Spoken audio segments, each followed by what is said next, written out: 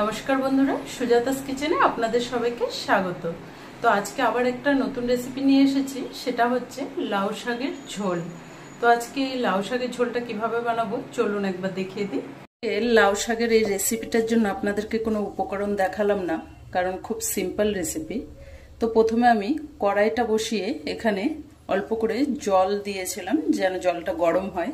তো এবার এই জলের মধ্যে আমি আলুকে এভাবে ডুমডুম করে কেটে রেখেছি সেটা এবার দিয়ে দেব। আলুটা দিয়ে কিছুক্ষণ আমি ঢেকে রাখবো যেন আলুটা একটু সেদ্ধ হয়। তো আলুটাকে একটু কিছুক্ষণ ঢেকে রেখে অল্প সেদ্ধ হয়ে যাওয়ার মতো, অল্প আধা সেদ্ধ হয়ে গেছে। তো এবার আমি লাউয়ের ডাঁটাগুলো দিয়ে দিলাম।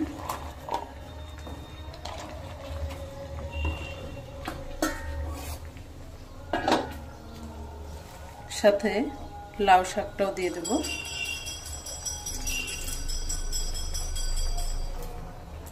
দিয়ে একটু করে ঢেকে দেব। শাকটা দিয়ে 2 মিনিট ঢেকে রেখে দিয়েছিলাম। তো এবার এতে অল্প করে নুন দিয়ে দিলাম আর অল্প করে হলুদ দিলাম। লাউ শাক যেহেতু বেশি হলুদটা দেওয়া ভালো না, তো এর মধ্যে কটা কাঁচা লঙ্কা দিয়ে দিলাম।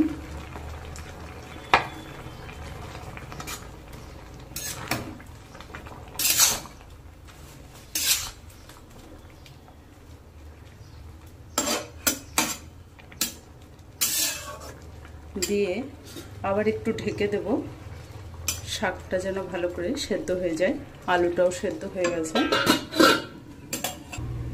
তো শাকটা এবার হয়ে গেছে। শাকটাকে এবার ঢেলে নেব।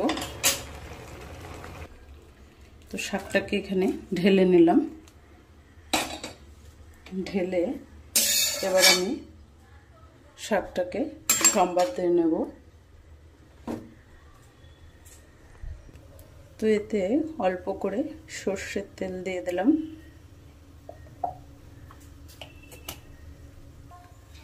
তো তেলটা এবার গরম হয়ে গেছে।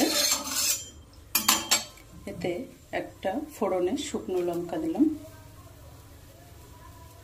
সাথে অল্প করে রাঁধুনি দিলাম আর অল্প কালো জিরে দিয়ে দিলাম। ফোড়নটাকে একটু ভালো করে ভাজতে হবে। এটা একদম মশলা ছাড়া একটা রেসিপি।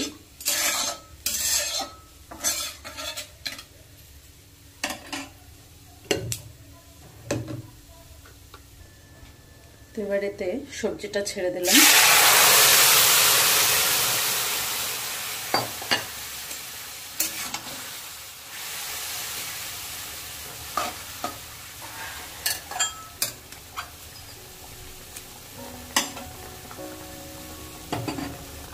তো এবার আলুগুলো একটু ভালো করে ভেঙে দেব।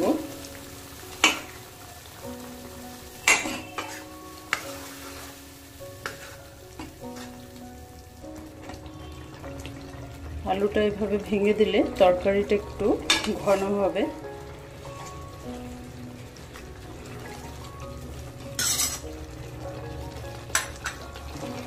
তো এর মধ্যে 1 চামচের মতো চিনি দিয়ে দিলাম।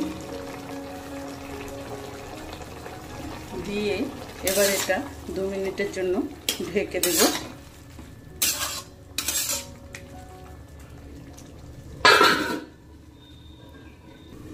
তো শাকটাকে 2 মিনিট ঢেকে রেখেছিলাম। তো আজকের এই লাউ শাক আমাদের রেডি। তো এবার আমি গ্যাস অফ করে দেব। এভাবে একটু ঘুটে দিলে তরকারিটা ভালো মাখো মাখো হবে, খেতে ভালো লাগে। তো তরকারিটা হয়ে গেছে। এবার আমি গ্যাসটা অফ করে দিলাম। এবার আমি ঢেলে দেখাচ্ছি।